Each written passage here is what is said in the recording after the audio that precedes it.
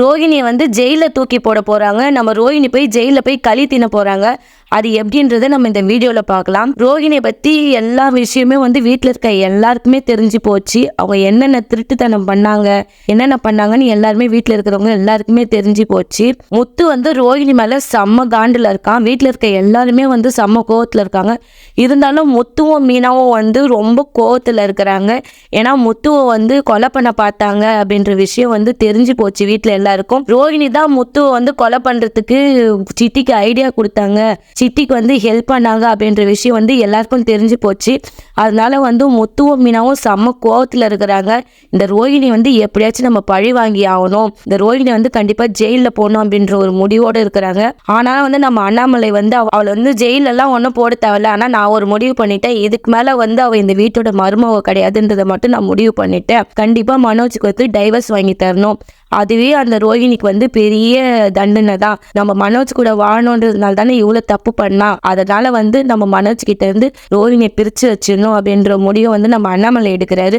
இருந்தாலும் நம்ம விஜயா வந்து இல்லைங்க அதெல்லாம் விட முடியாது, அவளை வந்து கண்டிப்பா போலீஸ் ஸ்டேஷனுக்கு அனுப்பணும். அவள் எவ்வளோ ஃப்ராடுத்தனம் பண்ணியிருக்கா, அவள் திருடியா இருந்திருக்கா, பொய் சொல்லியிருக்கா, ஏமாத்திருக்கா, என்னென்னலாம் பண்ணியிருக்கா, என் பிள்ளை வாழ்க்கையை வந்து இப்படி கெடுத்துட்டாலே அப்படின்னு நம்ம விஜயா வந்து புலம்பிக்கிட்டே இருக்காங்க. நம்ம முத்து என்ன நினைக்கிறாரு அப்படின்னா, சரி அப்பா சொல்லிட்டாரு, இதுக்கு மேலே நம்ம எதுவும் பண்ணக்கூடாது, ஆனாலும் வந்து நம்ம இந்த விஷயம்லாம் நம்மளுக்கு தெரிஞ்சிச்சுன்னு ரோஹிணிக்கு நம்ம எப்படியாச்சும் வந்து தெரிவிக்கணும் அப்படின்னு சொல்லிட்டு யோசிச்சுட்டு இருக்காரு. உடனே மீனா சொல்றாங்க, ஒரு ஐடியா இருக்குங்க, மகேஸ்வரின்னு ஒரு ஃப்ரெண்டு ரோஹிணி இருக்காங்க, அந்த ஃப்ரெண்டு அவள்கிட்ட போய் சொன்னா எல்லா விஷயமே வந்து ரோஹிணிக்கு தெரிஞ்சு போயிடும். நான் வாங்க நம்ம போய் மகேஸ்வரியை பார்க்க போகலாம், நல்லா நாக்க பிடிங்கி 4 வார்த்தை கேட்டு வரலாம். மகேஸ்வர்லாம் நல்ல ஒரு மாதிரி பேசிட்டாங்க, ஆனால் வந்து என் புருஷனையே கொலை பண்ணுறதுக்கு ஐடியா கொடுத்துருக்காங்க எல்லாம் சேர்ந்து. இதெல்லாம் வந்து அவங்க என்கிட்ட ஒரு வார்த்தை கூட சொல்ல, ஆனால் என்கிட்ட நல்லவங்க மாதிரி பேசுகிறாங்க. இந்த வித்யாவுக்கு நான் எவ்வளோ நல்லது பண்ணியிருப்பேன், ஆனாலும் வந்து உங்களை கொலை பண்ண பார்த்தது கூட என்கிட்ட சொல்லலை. இவங்கெல்லாம் என்னங்க ஒரு ஜென்மம் அப்படின்னு சொல்லிட்டு முத்துவும் மீனாவும் வந்து ரொம்ப கோபமா வருத்தமா பேசிக்கிறாங்க. நம்ம முத்து வந்து சொல்றாரு, சரி விடு மீனா, அதான் எனக்கு ஒன்றும் ஆகலைல்ல, நீ வந்து கடவுள்கிட்ட வேண்டிக்கிறதில்ல, எனக்கு எதுவும் ஆகாது, நீ ஃபீல் பண்ணாத, விடு, நம்ம போய் மகேஸ்வரியை போய் பார்த்து பேசிக்கலாம். இந்த ரோகிணியை வந்து இப்போ ஜெயிலில் போட்டாலும் கிறிஸ்து தான் வந்து பாதிக்கப்படுவான். நம்ம கிறிஸ்துக்காக பார்க்கலாம். கிறிஸ்து அவன் சின்ன பையன், அவன் என்ன மீனா பண்ணுவான், நம்ம வந்து ரோகிணியை தண்டிக்கிறோன்ற பேர்ல கிறிஸ்து தண்டிச்சிடக்கூடாது, நம்ம கிறிஸ்துக்காக அவளை மன்னிச்சு விட்டுலாம். ஆனா வந்து கண்டிப்பா வந்து நம்மளுக்கு எல்லா உண்மையே தெரிஞ்சிருச்சுன்னு அவளுக்கு தெரியணும் ரோஹிணிக்கு அப்படின்னு சொல்லிட்டு மகேஸ்வரியோட வீட்டுக்கு வந்து முத்துவும் மீனாவும் போறாங்க. மகேஸ்வரி வந்து கதவு திறந்து வாங்க மீனா, வாங்க முத்து அப்படின்னு சொல்றாங்க.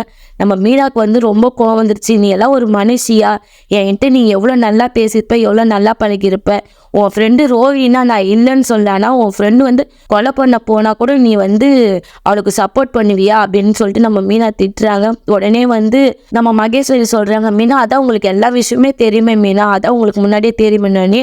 நம்ம மீனா சொல்றாங்க, வாய மூடு மகேஸ்வரி, உனக்கு வந்து சிட்டி கூட ரோஹிணி சேர்ந்து என் வீட்டுக்கார கொலை பண்ண பிளான் போட்டது வந்து உனக்கு தெரியுமா தெரியாதா அப்படின்னு சொல்லிட்டு மகேஸ்வரியை வந்து நம்ம மீனா வந்து மிரட்டி கேட்குறாங்க.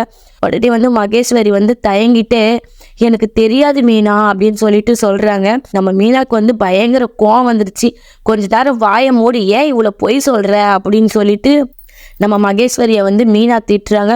உடனே மகேஸ்வரி வந்து பயந்துக்கிட்டு, ஆமா மீனா எனக்கு எல்லாமே தெரியும், இருந்தாலும் வந்து அவள் இவ்வளோ தூரம் இறங்குவான்றது வந்து நாங்கள் இது பண்ணிக்கல, அவள் சும்மா தான் சொல்லிக்கிட்டு இருக்கா அப்படின்னு நினச்சா அவள் உண்மையிலே பண்ணிட்டா மீனா, அவள் உண்மை தெரியக்கூடாதுன்றதால அவள் நிறைய தப்பு பண்ணிட்டா, இதெல்லாம் வந்து மனோஜ் கிட்ட சேர்ந்து வாழணும் தான் பண்ணா, அவளை மன்னிச்சிருங்க மீனா அப்படின்னு சொல்லிட்டு மீனா கிட்ட மகேஸ்வரி கேட்குறாங்க. உடனே முத்துக்கு கோவம் வந்துச்சா, அதுக்காக நீங்கள் என்ன வேணாலும் பண்ணுவீங்களா, என்ன கொலை பண்ணுவீங்க, எங்கள் அப்பாவை கொலை பண்ணுவீங்க, எங்கள் அம்மா கொலை பண்ணுவீங்க, வேணா மனோஜியே கொலை பண்ணிருமா, அந்த ரோகிணி அந்த பார்லரை மண்ணா நினச்சிட்டு இருக்கு, சரியான ஃப்ராடாக இருக்குது அப்படின்லாம் சொல்லிட்டு நம்ம முத்து வந்து பயங்கரமாக பேசுகிறாரு.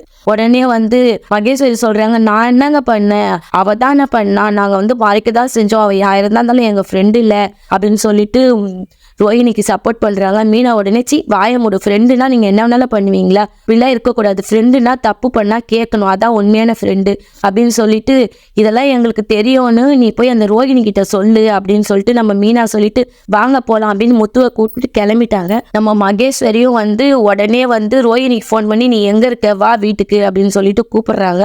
ரோகிணியும் வந்து மகேஸ்வரியை பார்க்கறதுக்கு வீட்டுக்கு வரா. வீட்டுக்கு வந்தோடனே ரோகிணி கிட்ட வந்து, ரோகிணி உன்னால நாங்கள் இன்னும் யார்கிட்ட அசிங்க பேச்சு வாங்கணும், திட்டு வாங்கணும் ரோகிணி, நீ பண்ணதுனால உன் ஃப்ரெண்டா நாங்கள் தான் ரொம்ப பாதிக்கப்படுறோம் அப்படின்னு சொல்லிட்டு மகேஸ்வரி வந்து ரோஹிணியை திட்டுறாங்க. உடனே மகேஸ்வரி, நான் ஏற்கனவே மனசு ரொம்ப கஷ்டத்தில் இருக்கேன், வித்யாவும் போய் எல்லா உண்மையும் வந்து முத்துக்கிட்டையும் வீட்டில் இருக்கிறவங்கள்ட்டையும் சொல்லிட்டேன், நான் பண்ண எல்லா வேலையும், ஏன் நீயும் இப்படி பேசுற அப்படின்னு சொல்லிட்டு மகேஸ்வரி கிட்ட ரோஹிணி கேட்குறாங்க. உடனே மகேஸ்வரி வந்து எல்லா விஷயத்தையும் ரோஹிணி கிட்ட சொல்றாங்க. இதுமாரி முத்துவும் மீனாவும் இங்கே வந்திருந்தாங்க, வந்து எங்களை வந்து திட்டிட்டு போறாங்க, எல்லாமே நீ பண்ணதுனால தான், நீ பண்ண எல்லா வேலையும் தெரிஞ்சிச்சு, நீ சிட்டி கூட சேர்ந்து முத்துவை வந்து கொலை பண்ண பார்த்தல, சிட்டி கூட சேர்ந்துட்டு கார் சாவி எடுத்து கொடுத்தல, அந்த விஷயம் வந்து மீனாக்கும் முத்துக்கும் உங்கள் வீட்டில் இருக்க எல்லாருக்கும் தெரிஞ்சிச்சுன்னு ரோஹிணிக்கு வந்து பயங்கர ஷாக்கு. ஐயோ என்ன எல்லா விஷயமே ஒட்டுக்கா நம்ம மாட்டிக்கிறோமே, இன்னும் என்னென்ன நடக்க போகுதுன்னு தெரியலையே அப்படின்னு, நீ என்னடி சொல்ற, எப்படி அவங்களுக்கு தெரியும் அப்படின்னு சொல்லிட்டு ரோஹிணி கேட்குறாங்க. உடனே மகேஸ்வரி சொல்றாங்க, அந்த சிட்டி கூட தான் அவன் மீனாவுடைய தம்பி வேலை செஞ்சானாமே, சிட்டி கூட வேலை செஞ்சவங்க யாரோ ஒருத்தவங்க ஃபோன் பண்ணி சத்யாவுக்கு சொல்லிடுறாங்க. சத்யா வந்து மீனா கிட்ட சொல்லிட்டான், மீனா கிட்டே முத்துக்கிட்டோம் அப்படின்னு நம்ம ரோஹிணிக்கு வந்து திருன்னு முழிக்கிறாங்க. என்ன பண்றதுனே தெரியல.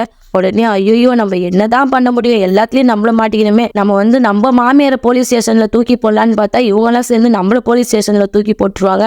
அதனால இப்போதைக்கு நம்ம எதுவும் பண்ணக்கூடாது, கொஞ்சம் அமைதியாக தான் இருக்கணும். ஆனாலும் இந்த முத்துவையும் மீனாவையும் எப்படியாச்சும் நம்ம பழி வாங்கி ஆகணும், நம்மளால கண்டிப்பா முடியும், நம்ம போய் மனோஜ் கிட்ட சேர்ந்து வாழணும், அதுக்காக எவ்வளோ விஷயம் பண்ணிட்டோம், நம்ம கண்டிப்பா இதுக்கு மேல நிறைய விஷயம் பண்ணணும்னு யோசிக்கிறாங்க நம்ம ரோஹிணி. அப்ப கூட திருந்த பார்க்கல, என்ன குறுக்கு வழி இருக்கு, அதில் போய் நம்ம எப்படி மனோஜ் அடையலாம், அப்பயும் வந்து முத்துவும் மீனாவையும் பழிவாங்க தான் பாக்குறாங்க. யோசிச்சுட்டே போய் ரோஹிணி வந்து சிந்தாமணி கிட்ட வந்து நடந்த உண்மையெல்லாம் சொல்றாங்க. இது மாரி வந்து நான் சிட்டின்ற ஒருத்தவங்க கூட சேர்ந்துக்கிட்டு முத்துவை வந்து இது மாரி வந்து கார் ஆக்சிடென்ட் பண்ணிடலான்னு பார்த்தேன், ஆக்சிடென்ட் தான் ஆகும், ஆனா அந்த முத்துக்கு ஏதாச்சும் அடி போனோம் அப்படின்லாம் நான் நினைக்கல, ஆனாலும் இந்த சிட்டி பேச்சு கேட்டுட்டு நான் நிறைய வேலை பார்த்தேன், இந்த விஷயம் வந்து இப்போ வந்து வீட்டில் இருக்க எல்லாருக்கும் தெரிஞ்சிச்சு, எனக்கு கொஞ்சம் உதவி பண்ணுங்க ஆண்டி அப்படின்னு சொல்லிட்டு சிந்தாமணி கிட்ட வந்து ரோஹிணி வந்து ரொம்ப ரெக்வெஸ்ட் பண்ணி கேட்குறாங்க. இந்த சிந்தாமணியும் ஓகே, நான் உனக்கு ஏதாச்சும் ஹெல்ப் பண்ணுறேன், நீ கவலைப்படாத, என்னால் முடிஞ்ச உதவி நான் பண்ணுறேன், என்ன பண்ணிடுவாங்க அந்த மீனாவும் முத்துவோம், நீ கவலைப்படாத, நான் பார்த்துக்கிறேன் அப்படின்னு சொல்லிட்டு நம்ம ரோஹிணியை வந்து உசுப்பேத்தி விடுறாங்க. இன்னும் சிந்தாமணி வந்து ரோஹிணியை வச்சு மீனாவை பழி வாங்கலாம், அவளை ஏதாச்சும் பழி வாங்கலாம்னு யோசிச்சுட்டு இருக்காங்க.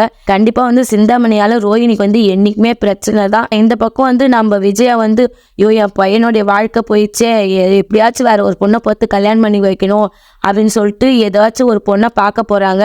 ரவியோடைய ஓனரை தான் வந்து பார்க்க போறாங்க. அந்த பொண்ணு என்ன நினைக்க போகுது, ஓ நம்ம ஸ்ருதியை எப்படியாச்சும் பழி வாங்கணும், அதனால வந்து இப்படி ஒரு சாக்கு இருக்கு, நம்ம கல்யாணம் பண்ணிட்டு போயிட்டா கூட நம்ம பழி வாங்கினா ஏதாச்சும் பிளான் போடுவாங்களா என்னன்னு தெரியல. நம்ம ரோஹிணி வந்து பெரிய ட்விஸ்ட் கொடுக்க போறாங்க. நான் வந்து பிரெக்னெண்டா இருக்கிறேன், வேணா செக் பண்ணி பாருங்க, இப்போதான் வந்து கன்ஃபார்ம் ஆச்சு, நீங்க என்ன பண்ண போறீங்கன்னு மறுபடியும் வீட்டுக்குள்ள வந்து உட்காந்துக்க போறாங்க.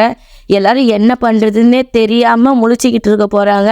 பார்க்கலாம் என்ன நடக்குதுன்னு. நம்ம விஜயா வந்து இதை எப்படி சமாளிக்கிறாங்கன்னு பார்க்கலாம். மலேசியா மருமவன்னாங்க, இப்போ அவ என்னென்ன தில்லு முள்ளு பண்ணியிருக்கான்னு தெரிஞ்சோடனே நம்ம ஒரு விஜயா வந்து உடஞ்சி போயிட்டாங்க. சரி பார்க்கலாம், போக என்ன நடக்கும்னு பார்க்கலாம்.